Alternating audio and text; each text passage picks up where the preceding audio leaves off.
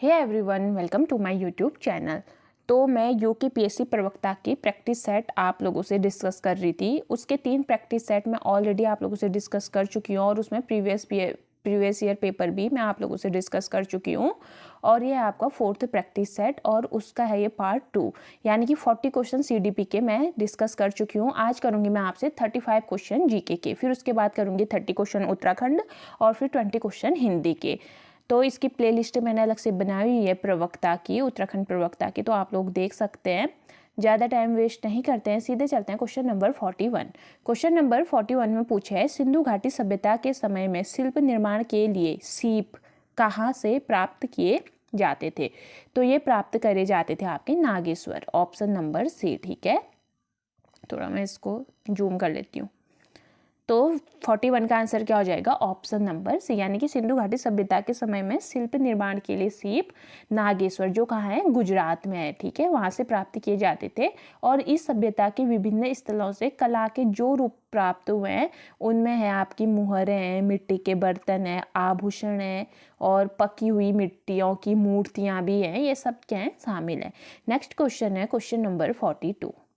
Question number 42 में पूछा हुआ है, अल बरूनी ने अपनी पुस्तक किताब उल हिंद मीन मकाला किस भाषा में लिखी थी?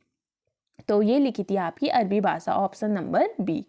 यानी कि किताब उल हिंद ग्रंथ के लेखक अल बरूनी है और ये अरबी भाषा में लिखी गई पुस्तक है। और ये पुस्तक 11वीं शताब्दी की भारतीय सामाजिक, आर्थिक और राजनीतिक जानकारों का मुख्य स्रोत है। और अल बरूनी प्रथम मुस्लिम थे जिन्होंने संस्कृत सीखा और गीता और पुराणों का अध्ययन भी किया था इन्होंने। ठीक है, और अल बरूनी गीता से बहुत प्रभावित भी हुए थे। अब चलते हैं नेक्स्ट क्वेश्चन, क्वेश्चन नंबर 43।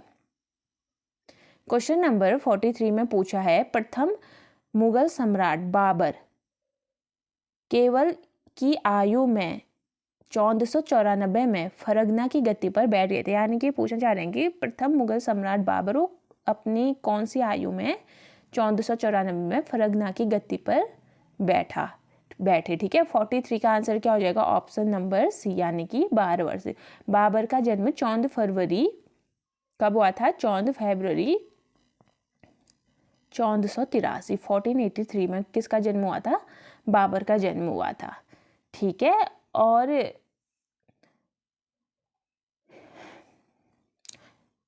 14 फरवरी, एक मिनट, हाँ ठीक हो गया, इनका जन्म 14 फरवरी 1483 में हुआ था। ठीक है, और इनके पिता कौन थे? उमर शेख मिर्जा फरगना की जागीर के क्या थे? शासक थे। और पितृपक्ष की ओर से बाबर तैमूर के 5वें वंशज तथा मातृपक्ष की ओर से चंगेज खान का 14वां वंशज था। ठीक है, बाबर अपने पिता की मृत्यु के बाद 12 वर्ष की अल्पायु में 1494 ईस्वी में 1494 में फरगना की गद्दी पर बैठ गया। अब चलते हैं next question, question number 44। Question number 44 में, हैदराबाद का अंतिम निजाम शासक कौन था? तो कौन थे ये थे नसीर उद्दौला था, नहीं एक मिनट, ये था मीर उस्मान अली खान था। ठीक है, ये रॉन्ग, डी नहीं है, इसका आंसर हो जाएगा ऑप्शन नंबर सी।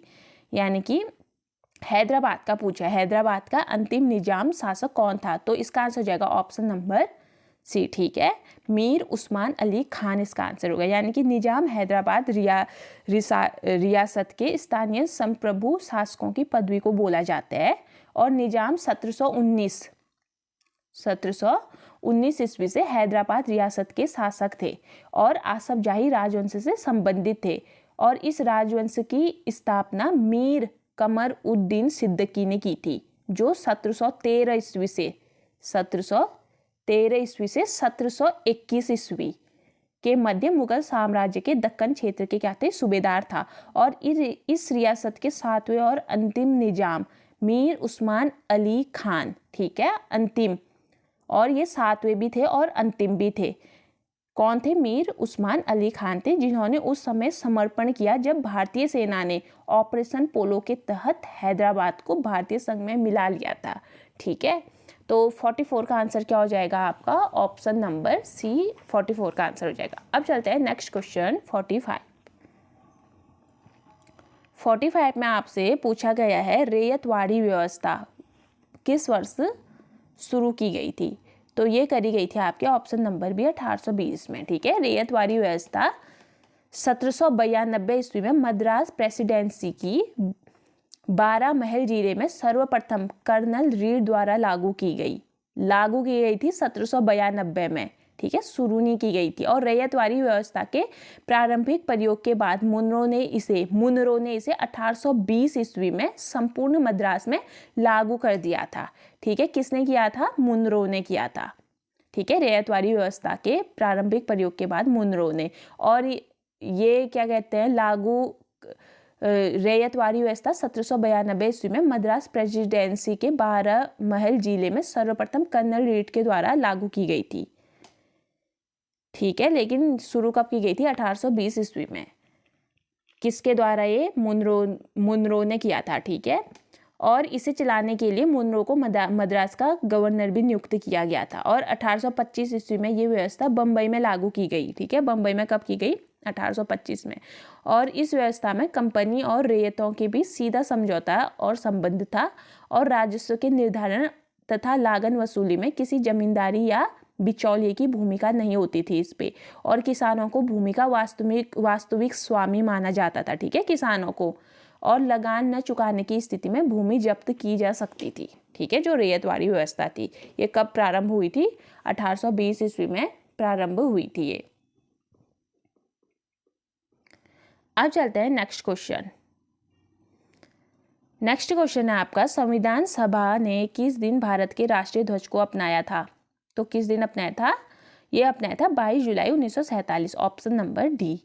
ठीक है, संविधान सभा ने राष्ट्रीय ध्वज का प्रारूप 22 जुलाई 1947 को अपनाया। और राष्ट्रीय ध्वज में 3 रंग की पट्टियां होती है, आपको पता होगा। सबसे ऊपर क्या होता है? केसरिया होता है, और बीच में सफेद, और नीचे गहरा हरा रंग की पट्टी होती है। और ध्वज की लंबाई और चौड़ाई का अनुपात क्या होता है? 3:2, यानी कि 3:2 होता है। ठीक है, जो ध्वज की लंबाई और चौड़ाई का अनुपात पूछा है, लंबाई और चौड़ाई, अगर यहीं चौड़ाई और लंबाई पूछ देंगे तो फिर 2:3 हो जाएगा।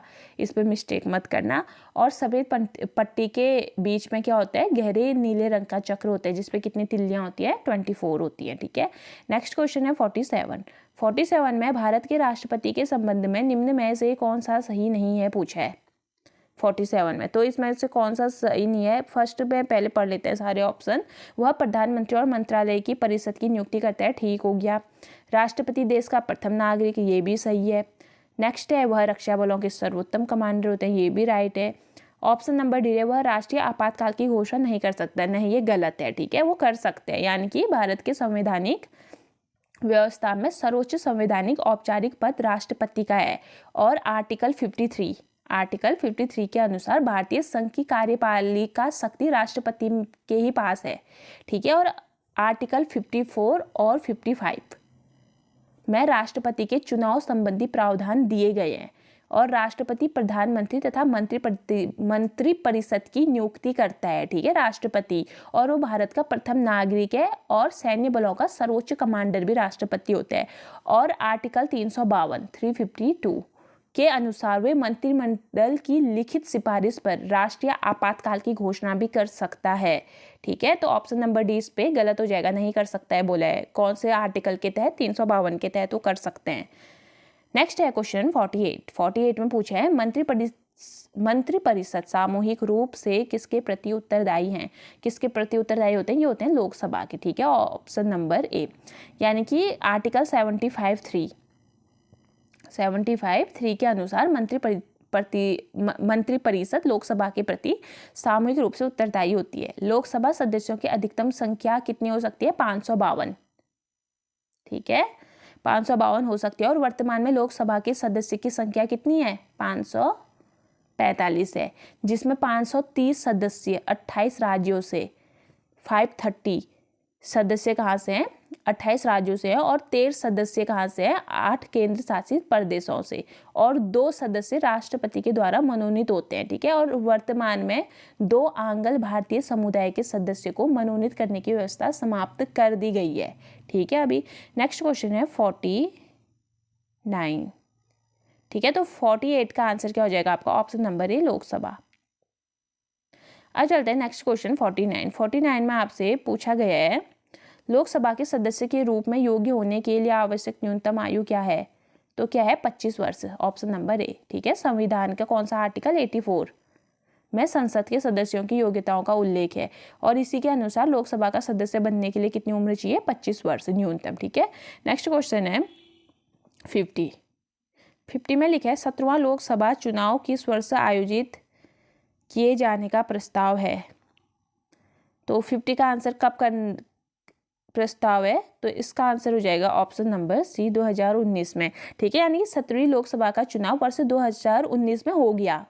ठीक है, उसमें हुआ था और आम चुनाव देश भर में 11 अप्रैल से 19 मई 2019 के बीच 7 चरणों में आयोजित किए गए थे और चुनाव का परिणाम क्या था? 23 मई को घोषित किया गया था। ठीक है, यानी कि आपका करंट का बन सकता है पर है पुराना क्वेश्चन, लेकिन यूकेपीएससी मतलब पूछ सकते हैं, ऐसा नहीं है, इंपॉर्टेंट क्वेश्चन है। नेक्स्ट क्वेश्चन है 51 सूर्य की चमकती सतह कहलाती है? तो क्या कहलाती है? ये कहलाती है फोटोस्फीयर, ऑप्शन नंबर बी।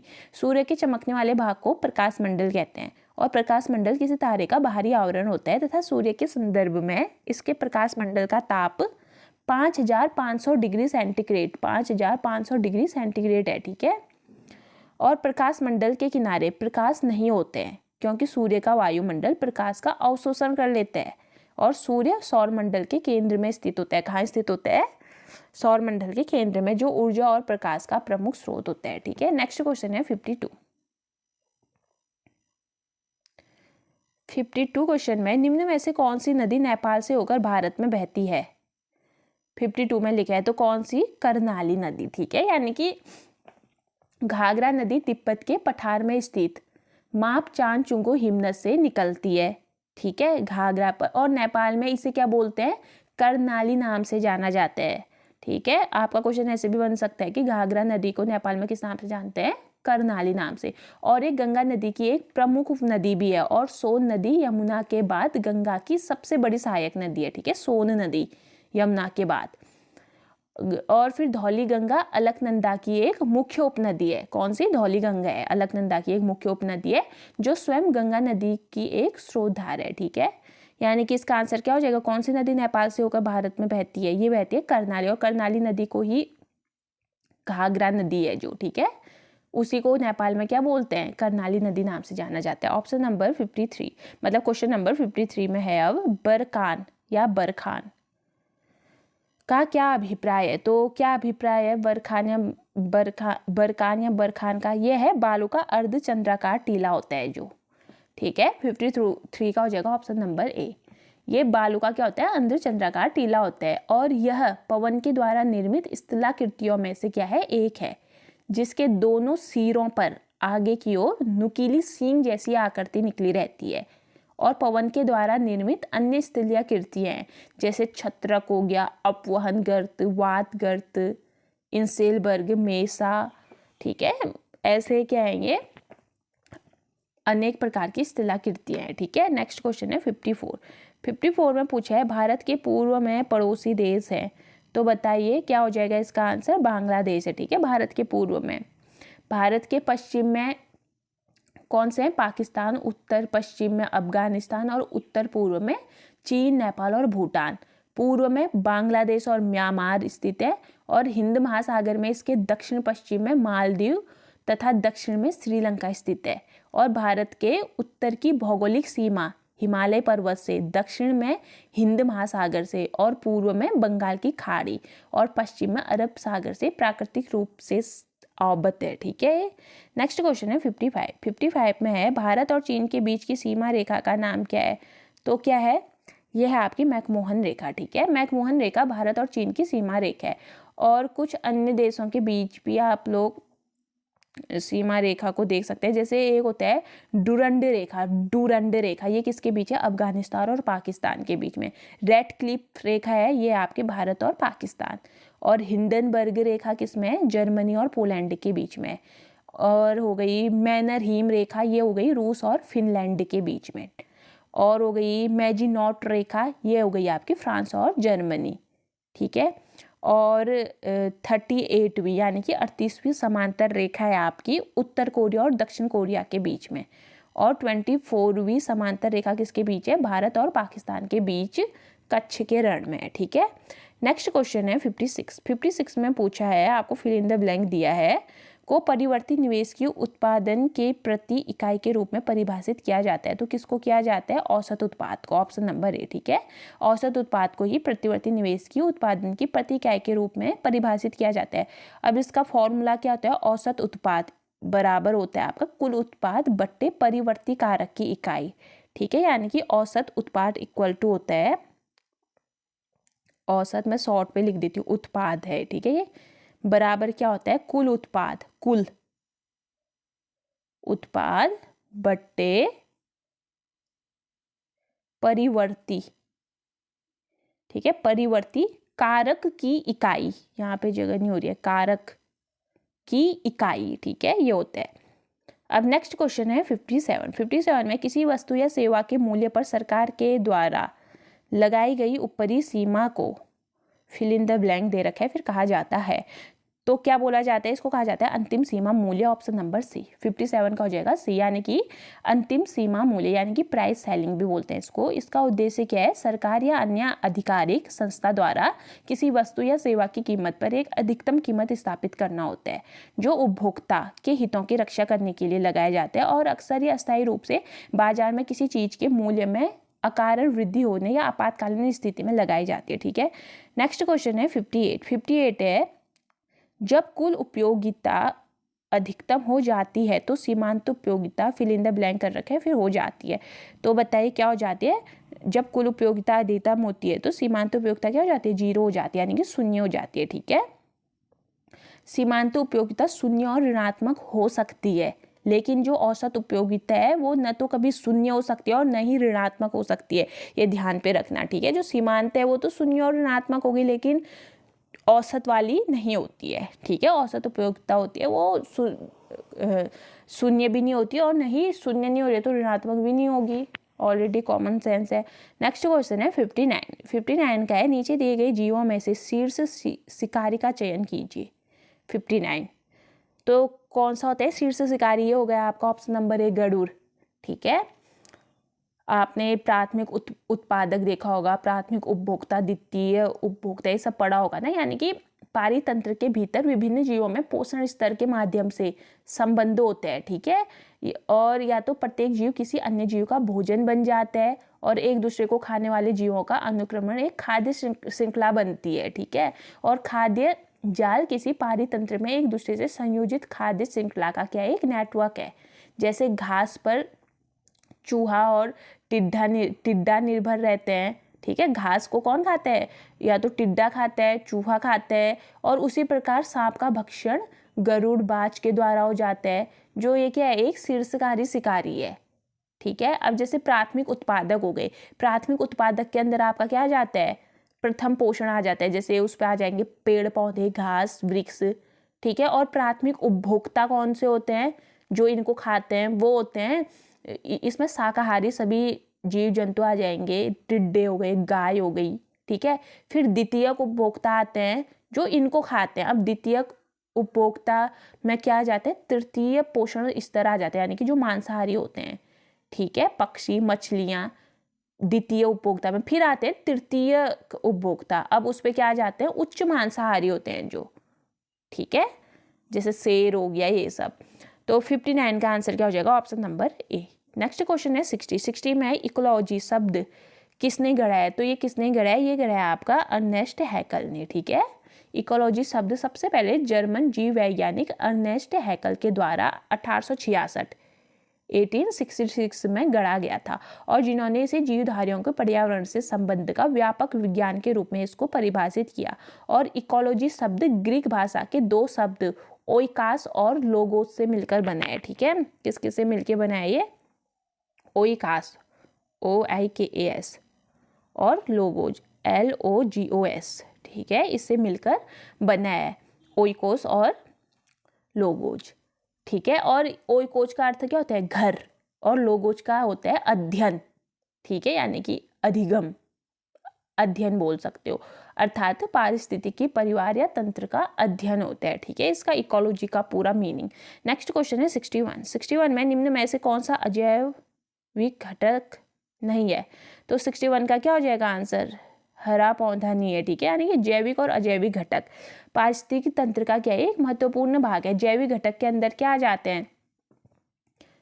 जैविक घटक के अंदर आ जाते हैं आपके सभी हरे पेड़ पौधे आ जाएंगे, जीव जंतु आ जाएंगे, वनस्पति आएगी, सूक्ष्म जीव आएंगे और मनुष्य, ये सब आ जाते हैं। पर जो अजैविक घटक है उसके अंदर क्या आते हैं? मृदा, जल, वायु, सूर्य का प्रकाश, ये सब चीज़ें। ठीक है, तो इसमें पूछा कि अजैविक घटक नहीं है तो हरे पेड़ पौधे नहीं है, क्योंकि ये क्या है? ये जैविक है। नेक्स्ट क्वेश्चन है 62 में शास्त्रीय तमिल उत्कृष्टता केंद्र को मैसूर से चेन्नई स्थानांतरित कर दिया गया। कब किया गया था? 62 ये क्या था आपका? 2008 में। ठीक है, शास्त्रीय तमिल उत्कृष्टता केंद्र शिक्षा मंत्रालय भारत सरकार के तहत काम करने वाले उच्च शोध का एक क्या है? स्वायत्त संस्थान है। और ये अनोखा संस्थान 19 मई 2008 से चेन्नई में कार्य कर रहा है। और इससे पहले मार्च 2006 18 मई 2008 तक ये संस्थान केंद्रीय भारतीय भाषा संस्थान मैसूर के परिसर में कार्य कर रहा था। ठीक है, तो इसे कब स्थानांतरित किया था? 2008 में स्थानांतरित किया था। 62 का answer option number B. Next है 63 में उत्तर पूर्वी क्षेत्रीय भाषा केंद्र कहाँ स्थित है? तो ये कहाँ स्थित है? ये आपका गुवाहाटी, ऑप्शन नंबर सी। ठीक है, उत्तर पूर्वी क्षेत्रीय भाषा केंद्र कहाँ है? ये गुवाहाटी में है। और इसकी स्थापना कब हुई? 1989 में।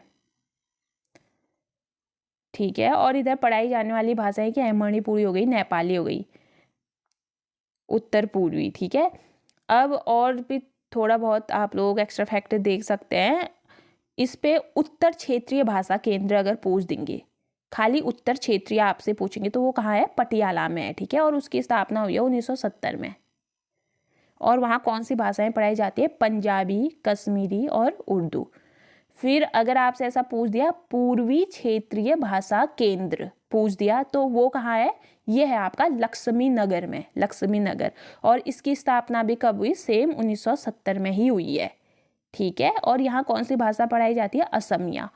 और अगर फिर आपसे ऐसा पूछ दिया दक्षिण क्षेत्रीय भाषा केंद्र कहाँ है? तो ये कहाँ है? मानस गंगोत्री में है। ठीक है, और इसकी स्थापना भी सेम 1970 में हुई है। और यहाँ कौन सी भाषा पढ़ाई जाती है? आपकी कन्नड़। ठीक हो गया। अब है नेक्स्ट क्वेश्चन 64 में पूछा है आपका 1 किलोवाट आवर इक्वल टू कितना होता है? तो ये कितना होता है? ये होता है 3.6 × 10⁶ जूल के इक्वल होते हैं। ठीक है, 1 किलोवाट घंटा, यानी कि आप 1 किलोवाट को 1000 वाट लिख सकते हैं और 60 मिनट लिख सकते हैं। ठीक है, एक ये यहाँ पर कोई 1 किलोवाट घंटा लिखा है ना, 1 किलो इक्वल टू क्या होता है? 1000 वाट हो जाएगा। ठीक है, 1 किलोवाट और घंटा मतलब 60 मिनट, मिनट की बात कर रहे हैं। ठीक हो गया, फिर ये 1000 हो जाएगा इंटू, अब 60 मिनट को सेकंड में चेंज करोगे तो 60 × 60 बस मल्टीप्लाई कर दो और पावर में लिख दो। 6 6 जा 36 वैसे ही हो जाएगा। फिर जीरो कितने आ रहे हैं? 1 2 3 4 5। ठीक है, 1000 है ना, 60 × 60। ठीक हो गया, 5 जीरो आ जाएंगे तो कितना होगा? 36 × 10⁵ आ जाएगा। फिर पॉइंट अगर आप लगाओगे तो 3.6 करोगे तो पावर में क्या हो जाता है? एक पावर बढ़ जाती है तो 10⁶ हो जाता है। ठीक है, ये ध्यान पे रखना। मैथमेटिक्स वाले होंगे, जो फिजिक्स वाले होंगे, उनको अच्छे से समझ आ रहा होगा। बस इतना याद रखना कि 1 किलोवाट आवर्स क्या होता है? 3.6 × 10⁶ जूल। नेक्स्ट क्वेश्चन है 65 है यांत्रिक ऊर्जा, गतिज ऊर्जा और संयोजन है। तो बताइए किसका संयोजन है? तो ये है आपका स्थितिज ऊर्जा का। ठीक है, यानी कि किसी भी जो यांत्रिक ऊर्जा है, यानी कि मैकेनिकल एनर्जी बोलते हैं। ठीक है, इसको यांत्रिक ऊर्जा। और गतिज ऊर्जा क्या हो गई? आपकी पोटेंशियल हो गई। और ये किसका है? स्थितिज ऊर्जा का है, यानी कि मैकेनिकल एनर्जी इक्वल टू क्या होता है? Kinetic energy plus potential energy होता है। इसका मतलब समझे, यांत्रिक ऊर्जा बराबर क्या होता है? गतिज ऊर्जा धन स्थितिज ऊर्जा। ये यांत्रिक ऊर्जा है, यांत्रिक ऊर्जा बराबर गतिज ऊर्जा धन स्थितिज ऊर्जा होता है। इसको इंग्लिश में मैकेनिकल एनर्जी बोलते हैं, यांत्रिक को, और काइनेटिक एनर्जी गतिज हो गया, और स्थितिज हो गया पोटेंशियल एनर्जी हो गया। ठीक है, तो इसका संयोजन है, संयोजन क्या है, स्थितिज ऊर्जा है। ठीक है, नेक्स्ट क्वेश्चन है 66। क्वेश्चन नंबर 66 में है, परमाणु के भीतर न्यूट्रॉन के द्वारा प्रोटॉन पर आरोपित बल कहलाता है। तो क्या कहलाता है, ये कहलाता है आपका नाभिकीय बल कहलाता है। ठीक है, नाभिकीय बल कहलाता है, यानी कि परमाणु के नाभिक में उपस्थित प्रोटॉन और न्यूट्रॉन के बीच लगने वाले बल को नाभिकीय बल कहा जाता है।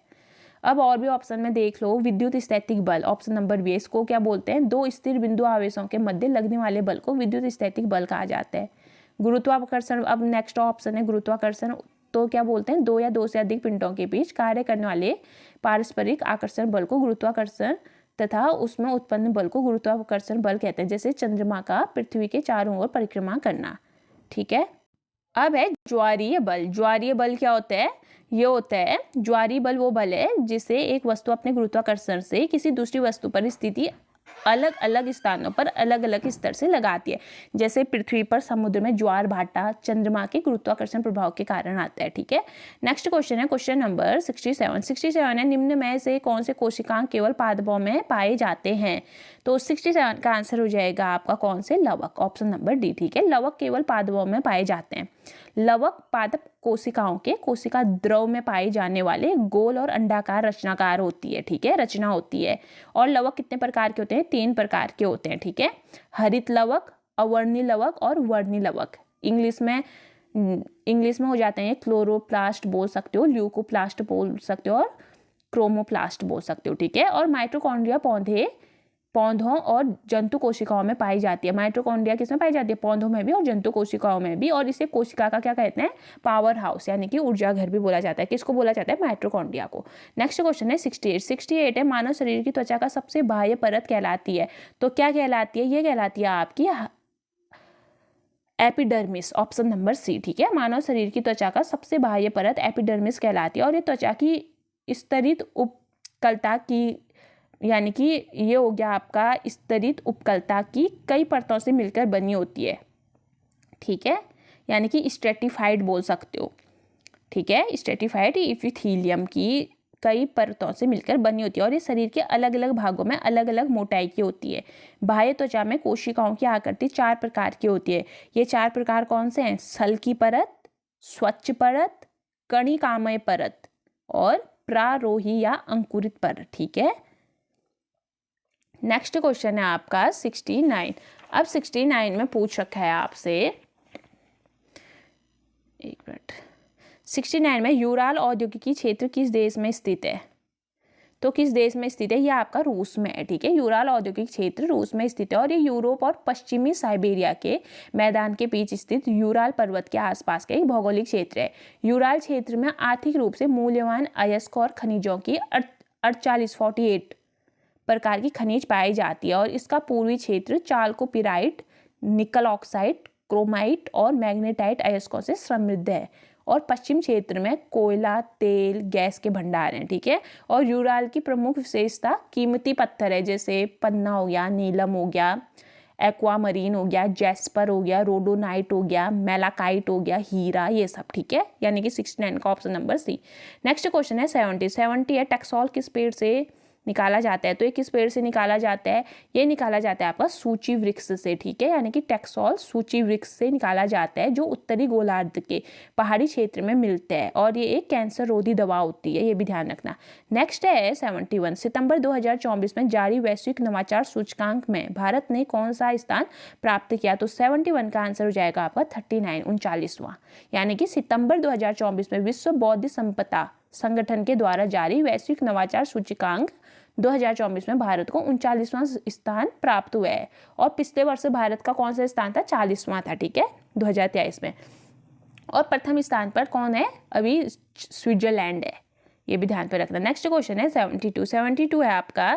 अब यहाँ से करंट अफेयर्स के क्वेश्चन है आपके। सितंबर 2024 में राजीव तारानाथ का निधन हो गया, और वे किस राज्य से थे। तो वे किस राज्य से ये थे, कर्नाटक से। ठीक है, वे, और ये क्या थे, ये एक सरोद वादक थे।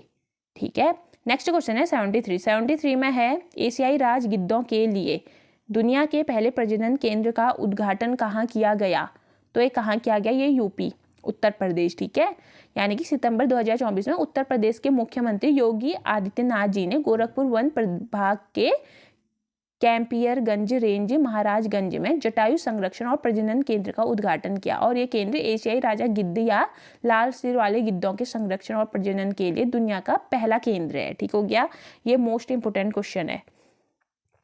नेक्स्ट क्वेश्चन है 74 है अभ्यास वरुण भारत और किस देश के बीच आयोजित किया गया? तो किस देश के बीच? France, option number C. यानी कि वरुण अभ्यास भारत और फ्रांस के बीच आयोजित होने वाला नौसैन्य अभ्यास है। और सितंबर 2024 में वरुण अभ्यास के 22वें 22 संस्करण का आयोजन भूमध्य सागर में किया गया। और इस अभ्यास में भारतीय नौसेना के युद्धपोत INS, ठीक है, INS तबर ने क्या भाग लिया था। और चलते हैं हम आज के लास्ट क्वेश्चन 75, ठीक है। 75 क्वेश्चन है आपका। सितंबर 2024 में पेरिस पैरालंपिक में नवदीप सिंह ने कौन सा पदक जीता? तो इसका आंसर हो जाएगा आपका ऑप्शन नंबर ए गोल्ड, ठीक है। यानी कि पेरिस पैरालंपिक 2024 में भारत के नवदीप सिंह ने भाला फेंक प्रतियोगिता में स्वर्ण पदक जीता है। और ये कहाँ के निवासी है? यहाँ आपके हरियाणा के निवासी। तो अब दूसरे दिन कल यानी कि आपका डिस्कस होगा 30 क्वेश्चन उत्तराखंड के। तो ये थे आज आपके 35 जीके के क्वेश्चन। अगर आपको मेरी वीडियो अच्छी लग रही है तो प्लीज़ मेरे चैनल को लाइक शेयर सब्सक्राइब। मैं ऐसे ही अपने आप लोगों के लिए प्रैक्टिस सेट लेके आते रहूँगी। तो मिलते हैं ऐसे ही नेक्स्ट वीडियो के साथ। ओके, धन्यवाद।